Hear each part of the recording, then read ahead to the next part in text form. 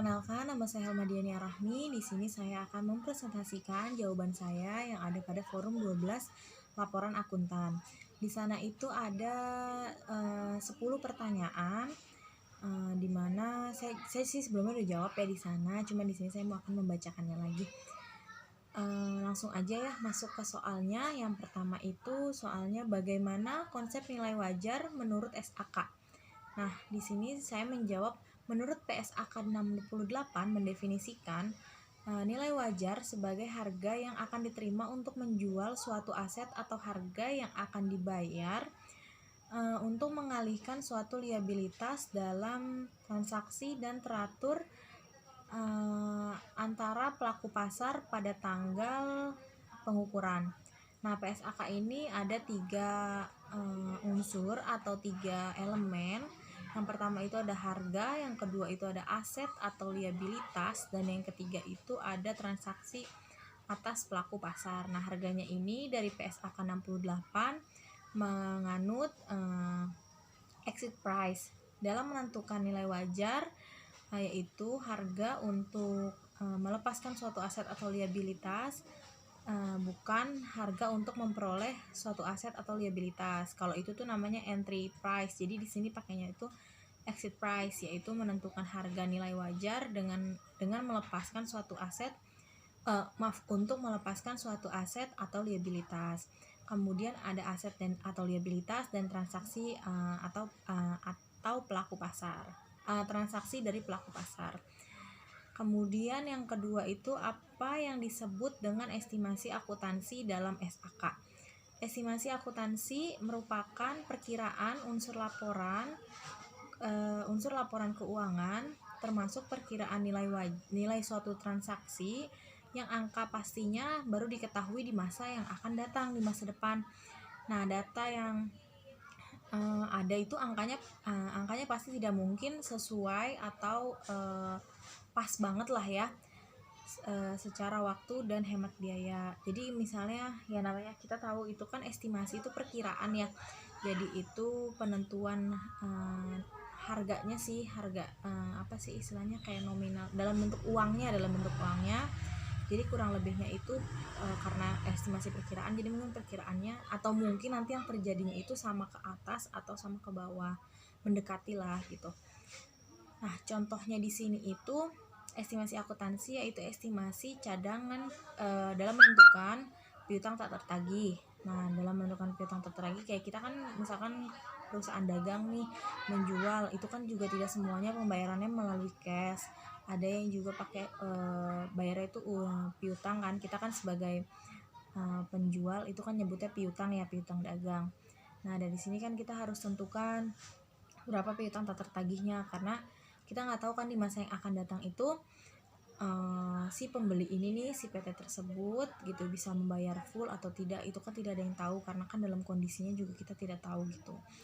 Nah, selain itu, selain piutang tak tertagih juga menentukan umur manfaat aset tetap. Harus tahu dulu nih umur manfaatnya berapa, karena itu kan nanti bisa mempengaruhi nilai-nilai yang ada pada laporan keuangan ya, penghitungannya. Nah, kemudian soal yang ketiga itu siapa yang bertanggung jawab untuk membuat estimasi akuntansi. Yang pertama itu ada manajemen, dan yang kedua itu ada auditor. Manajemen bertanggung jawab untuk membuat estimasi akuntansi yang dicantumkan dalam laporan keuangan dan bertanggung jawab untuk menetapkan proses penyusunan estimasi akuntansi.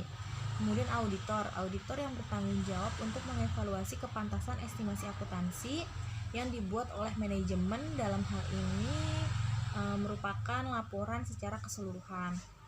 Nah, soal yang keempat itu ada jelaskan apa yang dimaksudkan dengan kepribadian manajemen dalam membuat estimasi akuntansi. Keberpihakan manajemen dalam membuat estimasi akuntansi. Keberpihakan manajemen merupakan ketiada netralis manajemen dalam penyusunan laporan keuangan, di mana dalam ini itu anomali yaitu suatu kesalahan penyajian atau penyimpangan yang secara jelas tidak mewakili kesalahan penyajian atau penyimpanan dalam suatu populasi. Nah, lanjutnya itu soal kelima, Pertanyaannya, alasan apa yang membuat auditor eksternal perlu menilai estimasi akuntansi yang dibuat manajemen? Jawaban saya di sini yaitu auditor eksternal perlu menilai estimasi akuntansi yang dibuat manajemen dikarenakan audit juga meliputi penilaian atas prinsip akuntansi yang digunakan dan estimasi signifikan yang dibuat oleh manajemen serta penilaian terhadap penyajian laporan keuangan secara keseluruhan. Jadi audit pasti akan memberikan dasar memadai untuk menyatakan pendapat. Nah, soal yang keenam ini, apa resiko yang perlu dipertimbangkan auditor eksternal yang mungkin terjadi terkait estimasi akuntansi? Jawaban saya di sini yaitu pada resiko kesalahan penyajian material dan kepatuhan. Kan di situ kan pertanyaan resiko yang perlu dipertimbangkan auditor eksternal yang mungkin terjadi terkait estimasi akuntansi. Jadi kan estimasi ya perkiraan yang tadi sudah dibahas di soal nomor 3 kalau nggak salah. Jadi di sini tuh pada resiko kesalahan penyajian material dan kepatuhan, itu jawaban dari saya. Kemudian soal nomor 7 itu asersi apa saja yang perlu diuji dalam menguji estimasi akuntansi. Itu ada beberapa asersi. Yang pertama itu asersi tentang keberadaan atau keterjadian. Di sini atau disebut itu existence or occurrence. Pada ini berhubungan dengan apakah aktiva atau uang entitas ada pada tanggal tertentu dan apakah transaksi yang dicatat telah terjadi selama periode tertentu. Kemudian ada asersi tentang kelengkapan atau completeness, ya, berhubungan dengan apakah semua transaksi dan akun yang seharusnya itu disajikan dalam laporan keuangan telah dicantumkan di dalamnya. Maksudnya itu udah semua atau belum ya kelengkapan. Jadi kan bisa dilihat di sana. Nah, kemudian yang selanjutnya itu yang ketiga ada asersi hak dan kewajiban atau right and obligation.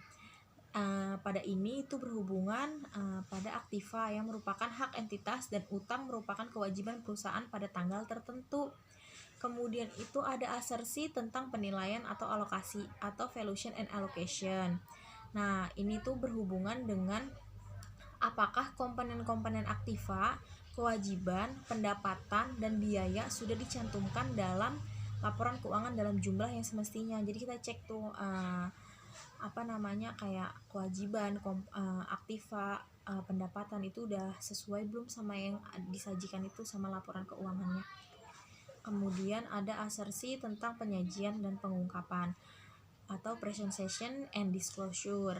Nah, kalau ini tuh berhubungan dengan apakah komponen-komponen tertentu laporan keuangan diklasifikasikan, dijelaskan, dan diungkapkan sebagaimana mestinya.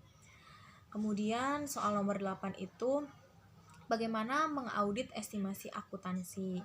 Yang pertama itu ada penerimaan perikatan audit, yang kedua itu perencanaan proses audit, yang ketiga pelaksanaan pengujian audit, yang keempat itu pelaporan audit. Jadi ada 4 ya cara mengaudit estimasi akuntansi. Nah, kemudian soal nomor 9 ini diminta bagaimana cara Anda mengaudit estimasi akuntansi tersebut yang sesuai pada nomor 7 yang tadi asersi ya. Nah, di sini itu sebenarnya sih sudah dijelaskan yang kemarin pada forum 11. Yang pertama itu ada penilaian resiko, yang kedua itu ada tanggapan mengenai hasil dari penilaian resiko, dan yang ketiga ada pelaporan.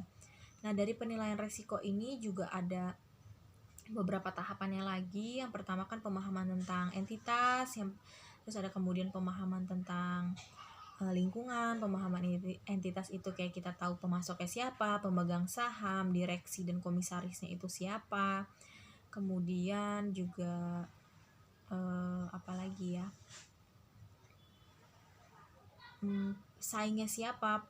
Terus kalau yang dari lingkungannya itu lingkungan usahanya bagaimana, produk dan jasanya, kemudian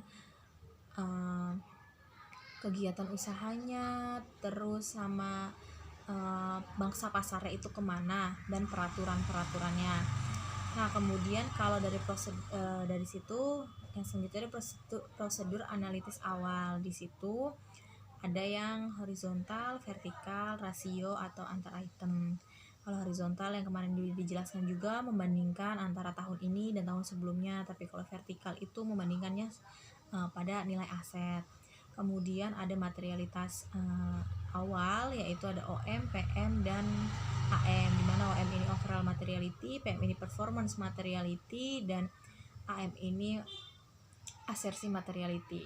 Nah, dari tahapan ini kan penilaian risiko sudah selesai, terus kemudian menanggapi hasil dari penilaian risiko.